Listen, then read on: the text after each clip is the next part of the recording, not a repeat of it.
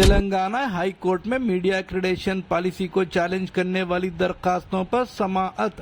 Telangana high court میں ریاست کی متنازعہ میڈیا ایکریڈیشن پالیسی کے خلاف دائر کردہ درخواستوں پر سماعت نے انتظامی کنٹرول اور صحافتی خود مختاری کے درمیان جاری کشمکش کو ایک نازک موڑ پر پہنچا دیا ہے۔ یہ قانونی چارہ جوئی محض حکومتی قواعد اور ضوابط کا تنازعہ نہیں بلکہ دستور ہند کے تحت حاصل صحافتی آزادیوں کے تحفظ کی ایک اہم جدوجہد بن کر ابھری ہے۔ عدالت عالیہ نے معاملے کی حساسیت کو ملحوظ رکھتے ہوئے حکومت سے جواب طلب کیا ہے جو ڈیجیٹل دور میں میڈیا کے کردار اور اس کی بقا کے سوالات کو جنم دیتا ہے۔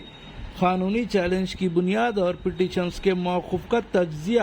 اس قانونی جنگ کا آغاز Telangana Urdu working journalist federation اور دیگر تنظیموں کی جانب سے دائر کردہ پٹیشنز سے ہوا جن میں حکومت کے جاری کردہ GO/MS نمبر 252 اور ترمیم شدہ GO/RT نمبر 103 کو غیر آئینی اور امتیازی قرار دیتے ہوئے انہیں کالعدم کرنے کی استدعا کی گئی ہے۔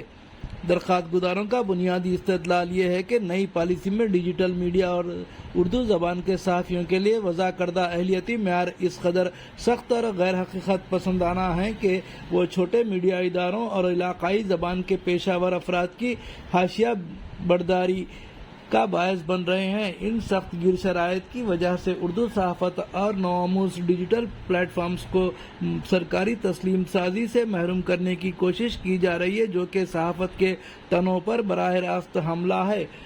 عدالتی مداخلت اور حکومت کی جانب سے جواب ادخال کرنے میں تاخیر۔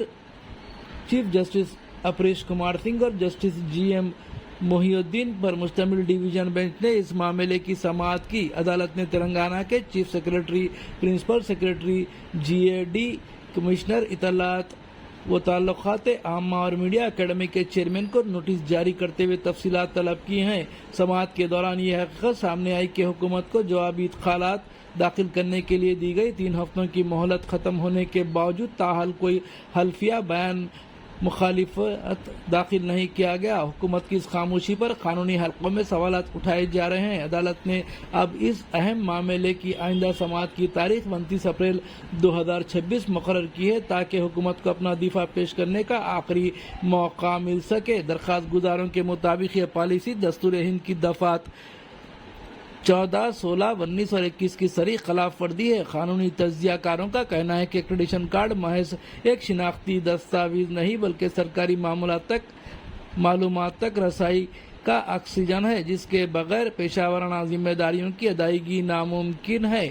دفعہ 21 وقار کے ساتھ زندگی گزارنے اور حق معاش کو متاثر کیا گیا ہے کیونکہ کارڈ کے بغیر ایک صحافی کی پیشہ ورانہ ساکھ اور آمدنی کے ذرائع خطرے میں پڑ جاتے ہیں۔ عبوری ریلیف اور موجودہ صورتحال کا خلاصہ۔ اگرچہ کہ عدالت نے فی الوقت پوری پالیسی پر حکم امتناع جاری کرنے سے گریز کیا ہے تاہم صحافیوں کو بڑی عارضی راحت فراہم کی ہے۔ عدالت نے حکم دیا ہے کہ تمام موجودہ ایکریڈیشن کارڈز کی مدت میں 30 اپریل 2026 تک توسیع کی جائے۔ عبوری حکم ان سینکڑوں صحافیوں کے لیے ایک حفاظتی دیوار ثابت ہوا ہے جو کارڈ کی میعاد ختم ہونے کی وجہ سے اپنے ملازمتوں اور سہولیات کے حوالے سے شدید بے یقینی کا شکار تھے۔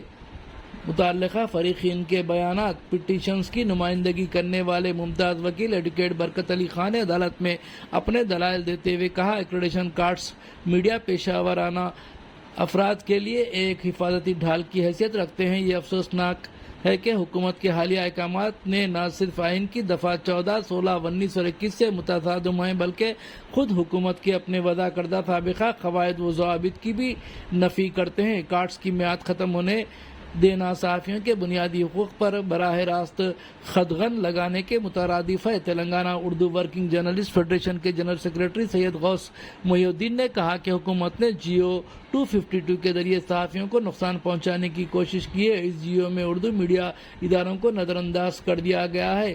تلنگانہ ہائی کورٹ کا یہ کیس ریاست میں پریس کی آزادی کے مستقبل کے لیے ایک سنگ میل کی حیثیت اختیار کر چکا ہے۔ ریونت ریڈی انتظامیہ کے لیے ایک بڑا امتحان ہے کہ وہ اپنی میڈیا پالیسی کو آئینی حدود کے اندر کیسے ثابت کرتی ہے۔ جہاں 30 اپریل 2026 تک کارڈ کی توسیع نے میڈیا برادری کو عارضی تحفظ فراہم کیا ہے وہیں اب پوری صحافتی برادری کی نظریں 29 अप्रैल 2026 को होने वाली हतमी समाअत पर मरकूज है, जो डिजिटल और उर्दू मीडिया के मुस्तकबिल का तयन करेगी।